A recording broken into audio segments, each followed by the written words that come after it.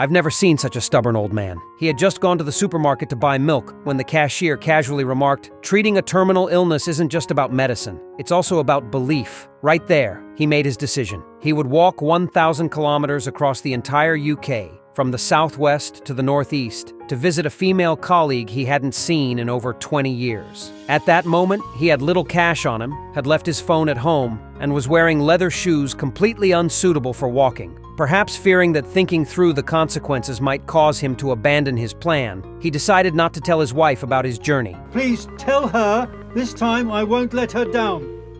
After hanging up the phone, he wrote, "Wait for me," on the envelope he had originally intended to mail to his female colleague. At 65 years old, Harold set off without hesitation. People often say that fate makes us repeat the same experiences until we respond differently. That morning, when Harold received the letter from his former colleague, the timid and detached man he had been his entire life had planned to respond with just a few words and then forget about it. But this time, by some twist of fate, he bravely chose a completely different response. After a lifetime of constraint, mediocrity, and ordinariness, the rusty gears of his destiny miraculously began to turn in this moment. However, he was still an elderly man who had hardly walked anywhere in his life. Just leaving his town had depleted all his energy. Knowing he couldn't possibly turn back, he found a public phone booth and called his anxiously waiting wife. This is ridiculous. Come home.